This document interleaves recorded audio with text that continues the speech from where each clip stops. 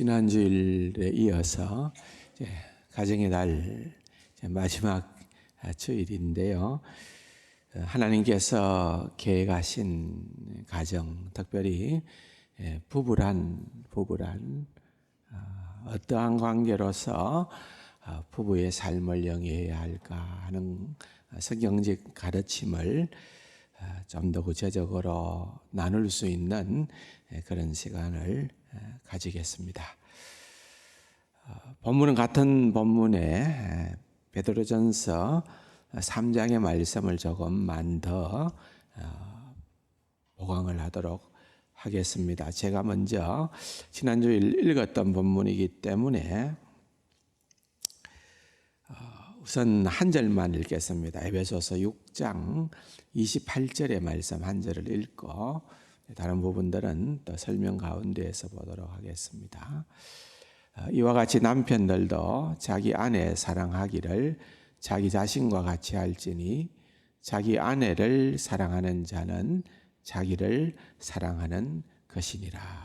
아멘. 사랑이라고 할 때에 우리가 너무 이기적이어서는 되지 않는다는 말씀을 드렸습니다. 그리스도께서 교회를 사랑하신 것 같이라고 할 때에 그 사랑을 우리 남편들에게 주께서 명하셨는데, 그리스도께서 교회를 사랑하신 그 사랑은 두말할 나위도 없이 아가페의 사랑입니다. 아가페 사랑이라는 것은 전적으로 하나님께 속한 사랑입니다. 하나님의 특성을 드러내는 사랑입니다. 희생적이고 헌신적이고 그럼에도 불구하고 또 모든 것을 조건 없이 주는 사랑이 바로 아가페의 사랑입니다. 그런데 나를 위해서, 나를 기쁘게 하기 위해서 아내가 존재하고 나를 기쁘게 하기 위해서 배우자가 존재한다는 그런 개념의 사랑은 너무 이기적이라는 거죠. 그래서 이웃을 내 몸과 같이 사랑하라 할 때에 내가 내 몸을 사랑하는 것은 이거는 본능적. 자신이 자신의 몸을 사랑하는 것은 이것은 본능적인데, 그렇게 본능적이 될 것처럼 되듯이 훈련을 해서 그렇게 아내를 사랑하고 그렇게 아내를 사랑함으로 아내가 기뻐하는 것을 보면서 그것이 내 기쁨이 되게끔 하는 그것이야말로 진정 남편이 가지는 사랑이다라고 하는 점을 말씀을 드렸습니다. 결혼, 부부를 통하여서 하나님께서 계획하신 목적이 분명히 있습니다. 그것은 부부를 통하여 하나님의 형상을 나타내기를 원하십니다. 부부를 통해서, 정상적인 부부를 통하여 하나님의 형상을 드러내는 거예요.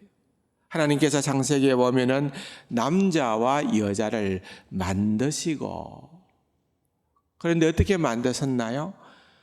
우리가 우리의 형상을 따라 만들었다. 그러므로 우리의 모습으로, 부부의 모습으로 하나님의 형상을 나타내게끔 되어 있습니다. 그것은 다른 거 어떤 것보다도 부부의 특성을 통해서. 어떤 특성일까요? 하나됨의 특성입니다. 하나됨. 따라합시다.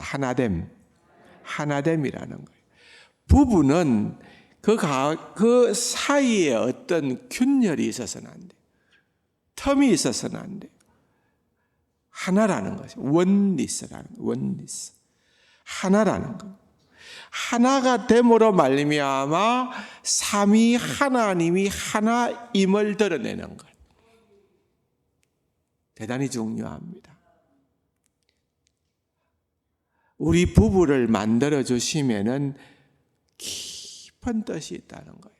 그냥 우리끼리 좋아라 하고 우리끼리 기뻐하고 우리끼리 잘 살아 가라는 것이 그게 하나님께서 우리에게 허락하신 가정의 목적이 아니라 하나님의 형상을 나타내도록 하기 위해서다. 따라서 하나님의 형상을 우리만 나타내어서는 되는 일이 아니기 때문에 하나님의 형상을 가진 후손을 생산하도록 부부를 허락하신 거예요. 생육하고 번성하고 땅에 충만하라. 정상적인 부부가 아니면 이 일이 불가능하지 않습니다. 하나님께서 부부를 통하여 부부의 하나됨을 통하여 이 땅에 하나님의 형상을 가진 자녀들을 생산할 수 있도록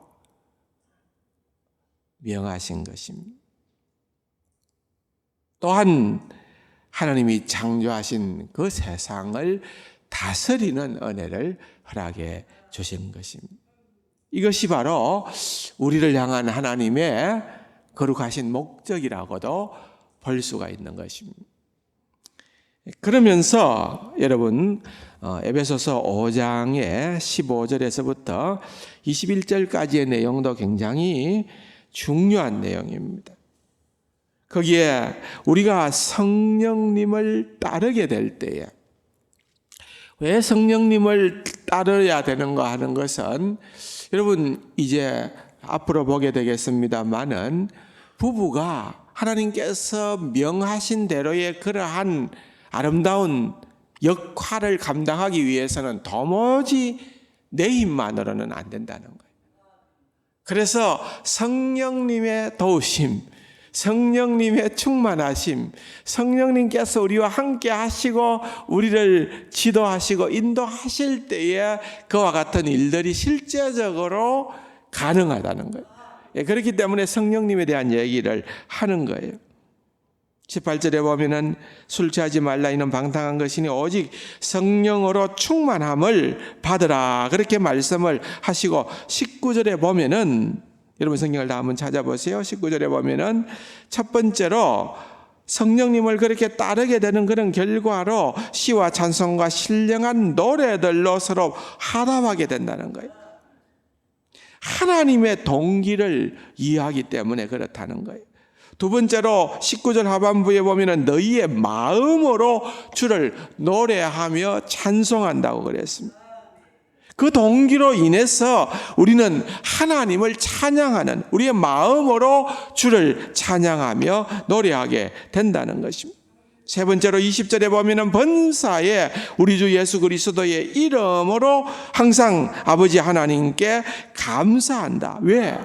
우리를 향한 하나님의 뜻을 이해하기 때문에 감사할 수 있는 거예요. 왜 이렇습니까? 저렇습니까? 나는 이해가 안 됩니다. 이렇게 할 때는 감사가 없어요.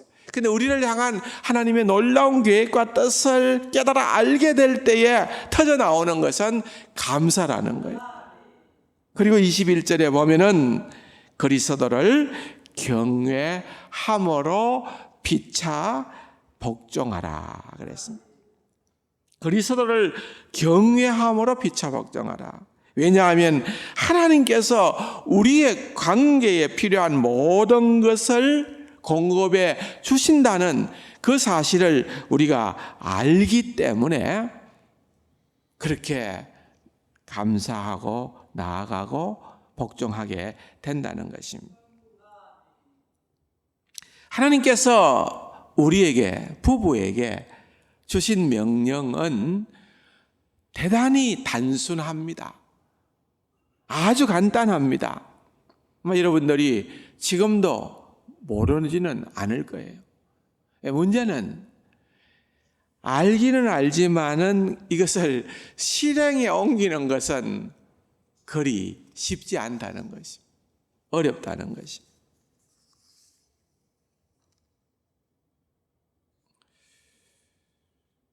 신앙생활을 하고 또 교회에 출석을 하면서 많은 분들은 성경의 부부에 대한 그런 어떤 명령들이나 역할에 대한 이야기들을 자주 접하게 됩니다. 근데 문제는 그걸 자꾸 우리를 강압하는 그런 어떤 율법적 요소가 아닌가, 그렇게 우리가 생각을 하다 보니까 이게 짐이 되는 거예요. 짐이 되는 거예요.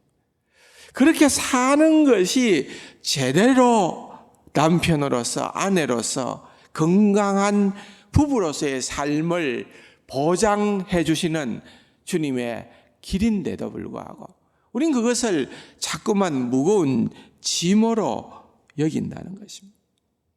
자, 어떤 명령을 우리에게 주셨습니까? 남편들에게는 그리스도가 교회를 사랑한 것 같이 아내를 사랑하라. 핵심은 사랑이지요. 남편들에게 준 명령은 사랑입니다. 아내들에게 준 명령은 무엇입니까? 교회가 그리스도에게 하듯 너희는 남편에게 뭐하라? 복종하라. 너희는 남편에게 교회가 그리스도에게 하듯 복종하라. 사랑이요, 또 한쪽에는 복종이라는 거예요. 복종. 사랑과 복종인데, 여러분, 이 말을 우리가 모르는 것도 아니에요. 오래 들어왔어요. 누구나 지식적으로는 알고 있어요. 근데 그렇게 하는 것이 너무 어려운 거예요. 그렇게 하는 것이 너무 어려운 거예요. 심지어는 이렇게 명령을 준행하는 것은 불가능하다, 그렇게 생각을 합니다. 아내 되신 분들 불만이 있죠? 남편에게 뭐 해라? 복종해라. 못하겠는데요? 그럴 수 없는데요? 우리 남편 꼬라지 안 보이소? 내가 복종하게 생겼는가? 여러분, 그렇게 마음으로 생각을 하고 표현을 안 해도 그렇게 여러분들이 그 말씀을 거부하면은 여러분들의 마음속에 평안이 주어질까요? 왜? 안 주어집니다. 왜? 이게 하나님 말씀이니까. 내한테 이해가 되든 이해가 되지 않든 이게 하나님의 말씀이기 때문에 그 말씀에 내가 잘 순종하고 잘 따르게 되면은 그것이 참 하나님의 백성이라는 사실을 우리는 알기 때문에 갈등을 하게 되는 거예요. 남편을 봐서는 절대는 안 되고, 하나님의 명령이다 생각하니까 순종하지 않으면 안 되고, 갈등이 생기고 짐이 생깁니다.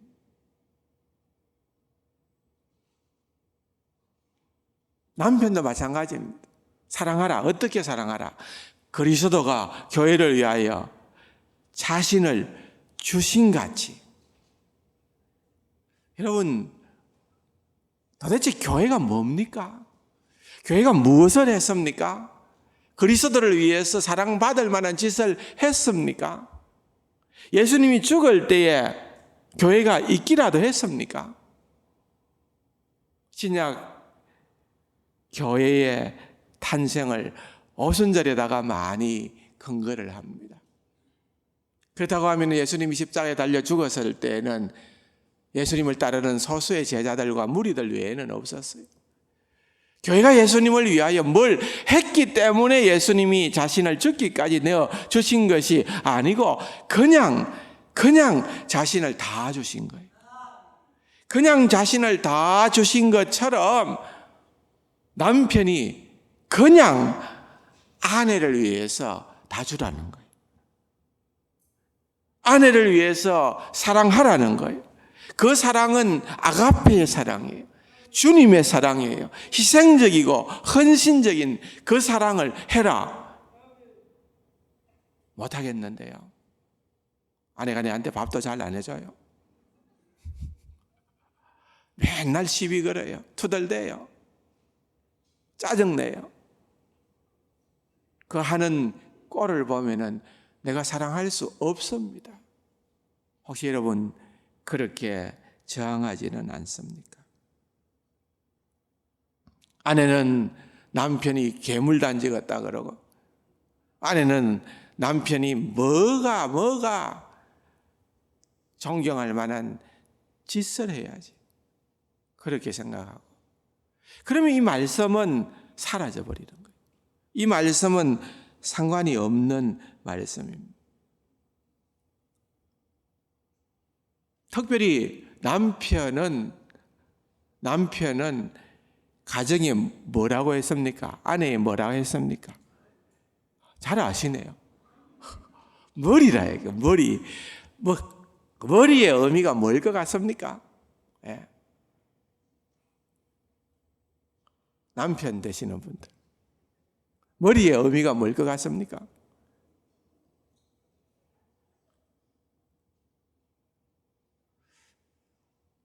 자, 답을 하기가 상당히 곤란할 것 같으니까 안 하시는 듯한 느낌은 듭니다만은 한번 성경을 잠깐 보도록 하겠습니다. 머리가 뭐냐? 고린도전 에베소서 1장 20절에서 22절 한번 볼까요? 에베소서 1장 20절에서 22절 다 같이 한번 읽어봅시다. 그의 능력이 그리스도 안에서 역사하사 죽은 자들 가운데서 다시 살리시고 하늘에서 자기의 오른편에 앉히사 모든 통치와 권세와 능력과 주관과 이 세상뿐 아니라 오는 세상에 일컫는 모든 이름 위에 뛰어나게 하시고 또 만물을 그의 발 아래 복종하게 하시고 그를 만물 위에 교회의 머리로 삼으셨느니라. 누구를요? 예수 그리스도를 교회의 머리로 삼으셨다라고 할 때에 여러분, 이 머리라고 하는 의미는 물론 권위를 의미하는 거예요. 주권을 의미하는 거예요. 그러니까 지도력을 발휘할 수 있도록 위치를 주신 것은 틀림이 없어요. 그런데 그 머리의 역할을 하는 주님의 방식을 한번 생각해 보자고요. 교회의 머리로 주셨다. 주님께서 교회의 머리의 역할을 어떻게 하셨느냐는 거예요. 야, 이리 와, 저리 와, 이거 해, 저거 해, 이거 하면 안 돼, 저거 하면 안 돼. 소파에 앉아서 아내한테 TV 리모컨 갖고 와, 조선일보 들고 와, 성경 갖고 와. 그렇게 하는 머리입니까? 우리 예수님 그렇게 안 하셨다는 거죠. 우리 예수님은 정말 누구든지 섬김을 받고자 하느냐, 섬김을 받고자 하는 대로 섬겨야 한다. 섬김의 리더십, 종의 리더십. 그러나 그것이 머리가 아니라는 건 아니에요. 그 역할은 분명히 머리인데 그것을 행하시는 방법은 섬김의 그러한 리더십을 행하셨다. 무엇보다도 그리스도는 교회를 책임지셨다는 거예요. 그렇잖아요? 보호하시고 인도하시고 책임지시는 그와 같은 역할을 하신 분이 머리이신 그리스도라고 한다면은 머리인 남편이 생각할 때에 첫 번째 떠오르는 것은 막강한 권력 내지는 권위가 아니라는 거예요. 100% 책임감입니다. 100% 책임감. 그리스도께서 교회를 100% 책임지시는 것처럼 남편은 100% 아내와 가정을 책임지는 것이 그것이 바로 머리됨의 역할이라는 것입니다. 그러므로 우리가 이런 것을 생각해 볼 때에는 명령의 핵심을 놓쳐 버린다는 것입니다. 나는 머리인데, 머리라고 할 때 나는 몽둥인데 나는 필요할 때마다 몽둥이를 들 수 있는데 내가 뭔가 버럭 소리를 질러도 괜찮은데 왜? 나는 머리니까. 그거는 그 머리가 아니죠. 예. 머리가 아니에요. 그래서 제가 에베소서 1장에 그리스도가 교회의 머리다 하는 것을 먼저 얘기하는 거예요.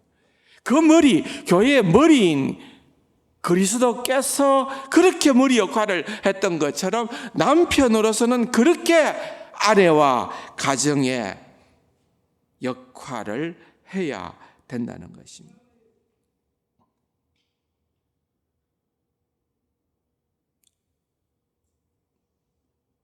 순종 못하겠다 할 때에 못하겠다 할 때 그 밑바탕에는 뭐가 들어있어요? 순종한다는 것은 내 모든 것을 다 내려놓고 짓밟히고 또는 학대받고 신발바닥 닦개처럼 그렇게 인생을 살아라는 말인가? 나는 죽어도 그렇게는 못하지. 나는 1대1의 당연한 인격체인데 그럴 수가 없다. 맞는 말이에요. 그러나 순종이라고 하는 말은 여러분 교회가 그리스도에게 순종하는 것은 그건 축복이에요. 교회가 그리스도에게 순종하는 것은 결국은 교회가 행복하고 교회가 잘 되는 비결이에요. 믿음의 큰 그림을 그리시기를 바랍니다. 그래야 됩니다. 믿음의 큰 그림을 그리시기를 바랍니다. 도표를 하나 여러분들에게 보여드리겠습니다.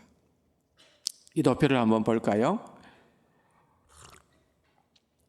사랑과 복종, 위에 글이 잘 안 보이는데 사랑과 복종에 대한 하나님의 판결이다 그랬는데 사랑과 사랑 누구죠? 남편, 그죠? 남편은 뭐 해라? 사랑해라. 또한 복종이라는 말은 아내에게. 근데 그 갈로 열고 뭐가 들어 있습니까? 정경이라는 단어, 정경이라는, 보입니까? 예, 정경이라는 단어예요. 사랑과 복종, 정경. 왜 그렇게 정경을 갈로 안에 넣었는가 하면은 복종이라는 단어로 번역된 우리말이 조금 거부 반응을 줄 수가 있습니다. 근데 그게 다 같은 말이에요. 이게 성경에 보면은 서로 상호가 호환돼서 사용되어졌어요. 이 submit라는 말인데 이것은 respect라는 말이에요. respect라는 말은 존경한다는 말이에요. submit라는 말과 respect라는 말, 이것이 교차가 되는 거예요. 언제든지 서로 사용되어졌습니다. 21절에도 마찬가지입니다. 21절에 보면은 뭐라고 나와 있습니까? 그리스도를 경외함으로. 그리스도를 경외한다는 것은 우리에게 큰 복이잖아요. 그렇게 그리스도를 경외함으로 피차 복종하라. 피차 복종하라는 말의 더 진정한 의미는 피차 존경하라 말이죠. 피차 존경하라 이 말입니다. 또 아내들이여 자기 남편에게 복종하기를 주께 하듯 하라 그랬죠. 주님을 경외하듯이 남편을 존경하라 이 말입니다. 그러니까 이 말은 굉장히 중요한 말입니다. 그래서 5장 21절은 우리가 살아가는 부부관계에 있어서 가장 큰 원리가 되는 말씀입니다. 그리스도를 피차 경외함으로 피차 복종하라. 도표를 한번 더 띄워주세요. 역할은 남편에게는 사랑이요, 또한 아내 된 자들에게는 복종, 순종이라는 것입니다. 그런데 이것이요, 사랑하라 또는 복종하라라고 하는 이 단어가 원래 헬라어 원어 말에는 이것은 매우 강한 명령어입니다. 그냥 권유형이나 해도 되고 말아도 되는 그런 희미한 말이 아니라 매우 강한 명령을 하니까요. 그래서 절대적 명령이라. 절대적 명령. 사랑하라. 그리스도가 교회를 위하여 사랑했던 것처럼 그렇게 무조건적으로 사랑하라는 것입니다. 복종하라. 남편이 그리스도가 아니기 때문에 교회가 그리스도에게 복종하는 그것은 그렇게 큰 어려움은 아니라고 볼 수 있습니다. 그러나 여러분, 그렇게 그리스도에게 행동하듯이 남편에게 복종하고 존경할 수 있는 그 아내가 현숙한 아내요, 지혜로운 아내요, 하나님께서 기뻐하시는 아내라는 것입니다. 여러분, 성경을 한 번 더 찾겠습니다. 베드로전서 3장 1절에서부터 한번 보겠습니다. 아내들아, 이와 같이 자기 남편에게 순종하라. 복종하라, 순종하라 또는 존경하라 같은 말이에요. 이는 혹 말씀을 순종하지 않는 자라도 말로 말미암지 않고 그 아내의 행실로 말미암아 구원을 받게 하려 함이니 너희의 두려워하며 정결한 행실을 범이라. 너희의 단장은 머리를 꾸미고 금을 차고 아름다운 옷을 입는 외모로 하지 말고 오직 마음에 숨은 사람을 온유하고 안정한 심령에 섞지 아니할 것으로 하라. 이는 하나님 앞에 값진 것이니라. 전에 하나님께 소망을 두었던 거룩한 부녀들도 이와 같이 자기 남편에게 순종함으로 자기를 단장하나니 사라가 아브라함을 주라 칭하여 순종한 것 같이 그랬습니다. 자, 여기에 마지막에 그려지는 그림들 한번 보세요. 도표에 보면은 그려지는 그림들 아내에게 이 베드로전서의 이 말씀을 좀 적용을 하면 됩니다. 첫 번째로는 온유하고 안정된 심령. 여러분들의 마음, 아내들의 마음은 이 말씀의 건조하심을 통하여 볼 때 온유하고 젠틀하고 안정이라는 말은 조용하라는 말이에요. quiet라는 말이에요. 조용한 마음, 스피릿, 영이라고 보죠.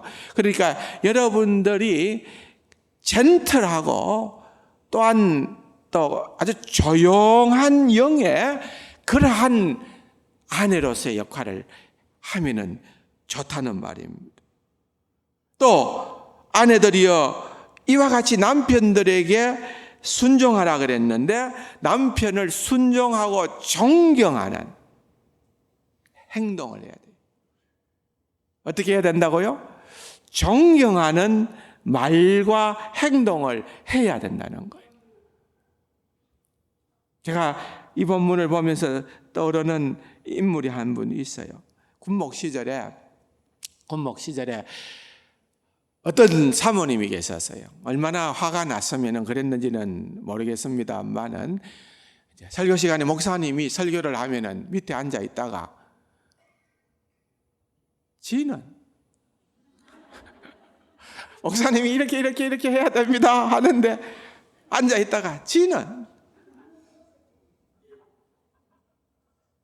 그거 어떡하란 말입니까? 그렇죠. 여러분, 지는 맞아요. 따지면 지는 아닌 사람이 어디 있겠어요. 그런데 지는 하면 돼요, 안 돼요? 존경해라는 말입니다. 지는이지만은 지혜로운 아내는, 현명한 아내는 한 수 더 올라가야 돼요. 존경해야 되는 거예요. 그럴 수 있는 것은 그 5절에 있는 것처럼 우리가 여러분 그렇게 남편에게 소망 둘 거 있습니까?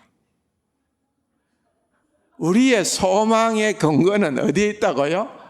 하나님께 있잖아요. 5절에 전에 하나님께 소망을 두었던 거룩한 부녀들도 여러분 소망을 다 너무 남편에게 두지 마세요. 실망합니다. 그거 실망하게 되면 지는 하거든. 그러니까 그러지 말고 소망을 소망을 하나님께 두라. 아시겠습니까? 소망을 하나님께 두고 살아가면은 뭔들 못하겠습니까? 6절에 보니까 사라가 아브라함을 뭐라고 칭했다고요? 오늘 당장 집에 가시면 남편 보고 뭐라고요? 주여. 기도 시간에 주님을 찾듯이 그렇게 남편을 향해서 주여. 그렇게 할 수 있다는 거예요. 그렇게 할 수 있다는 거예요. 그게 바로 현명한 아내라는 것입니다. 이런 그림이 그려집니까? 대단히 중요한 그림입니다.